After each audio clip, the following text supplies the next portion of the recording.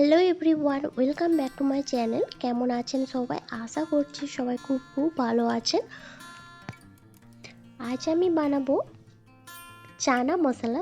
তো চলুন রেসিপিটি দেখে নেওয়া যাক। এখানে আমি কাবুলি চানা নিয়েছি, এটা আগের দিন ভিজিয়ে রেখেছিলাম। তো প্রথমেই আমি কি করব, এটাকে প্রেসার কুকারে দিয়ে আমি এটা সিদ্ধ করে নেব 3-4টা সিটি দিয়ে।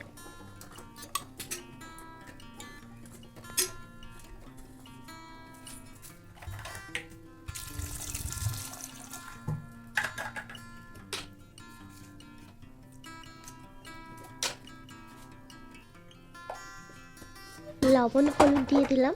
এবার আমি ঢাকনা বন্ধ করে দেব, দিয়ে গ্যাসের ফ্লেমটা অন করে দেব।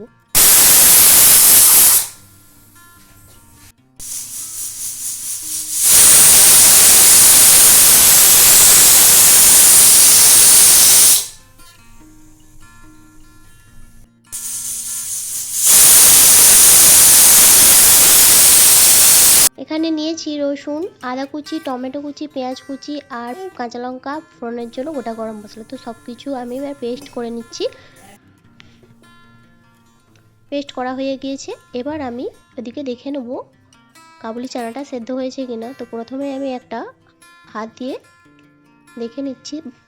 দেখুন ভালোভাবে সেদ্ধ হয়ে গিয়েছে।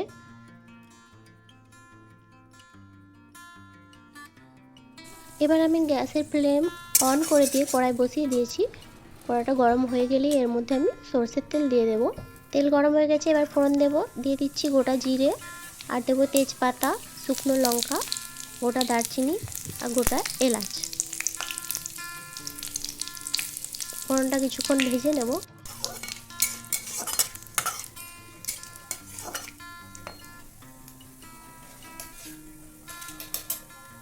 ফোড়নটা হয়ে গিয়েছে। এবার আমি এর মধ্যে পেঁয়াজের পেস্টটা দিয়ে দিচ্ছি, দিয়ে এটাকে ভালো করে ভেজে নেব।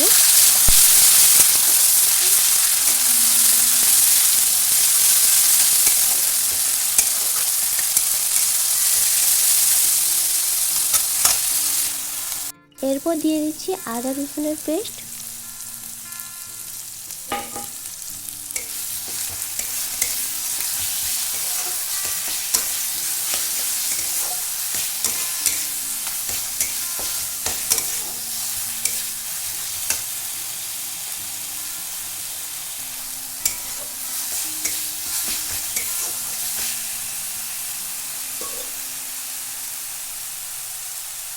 আদা রসুন ভালো করে ভাজা হয়ে গেলে দিয়ে দিচ্ছি টমেটো পেস্ট, দিয়ে এটাকে ভালো করে কষিয়ে নেব।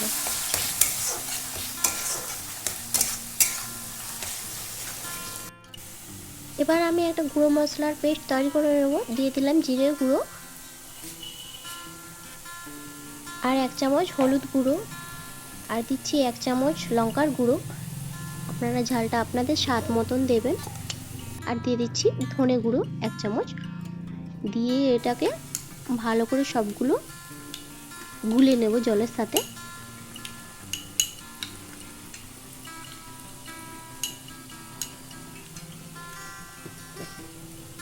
এবার এটা আমি কড়াইতে দিয়ে দেব, দিয়ে আবারও কিছুক্ষণ কষিয়ে নেব।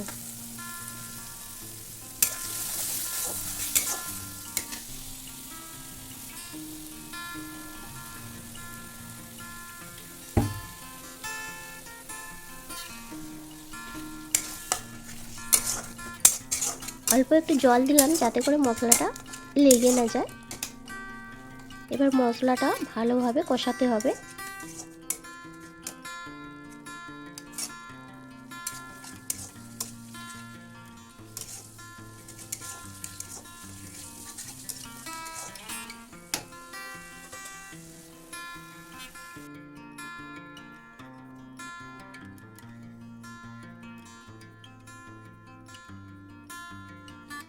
মশলা ভালোভাবে কষানো হয়ে গিয়েছে। এবার আমি এর মধ্যে কাবুলি চানাটা দিয়ে দেব, দিয়ে কিছুক্ষণ নেড়ে চেড়ে এর মধ্যে জল দিয়ে দেব।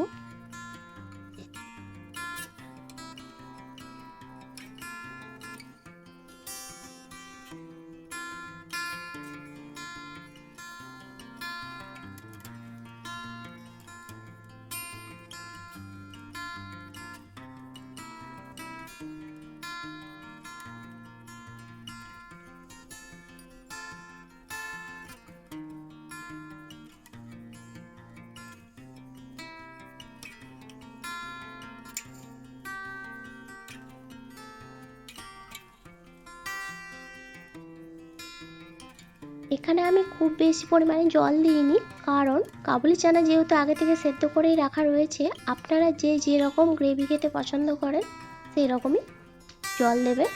এবার স্বাদ মতো দিয়ে দিচ্ছি লবণ।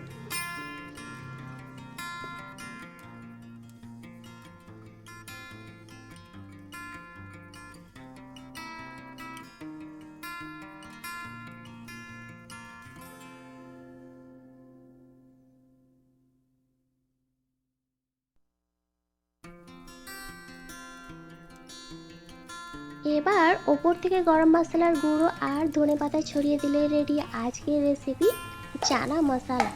আজকের রেসিপিটি কেমন লাগলো আপনারা অবশ্যই কমেন্ট করে জানাবেন, আর আপনারাও বাড়িতে ট্রাই করবেন। আশা করছি আপনাদের ভালো লাগবে। আর হ্যাঁ, আমার চ্যানেলে যারা এখনও নতুন বন্ধু রয়েছে চ্যানেলটি সাবস্ক্রাইব করেন, অবশ্যই সাবস্ক্রাইব করার অনুরোধ রইল। আর পাশে বেল আইকনটি ক্লিক করে অল নোটিফিকেশান অন করে দেবেন, যাতে করে আমি নতুন ভিডিও আপলোড করার সাথে সাথে আপনারা পেয়ে যান। তো সবাই ভালো থাকবেন, সুস্থ থাকবেন। ধন্যবাদ।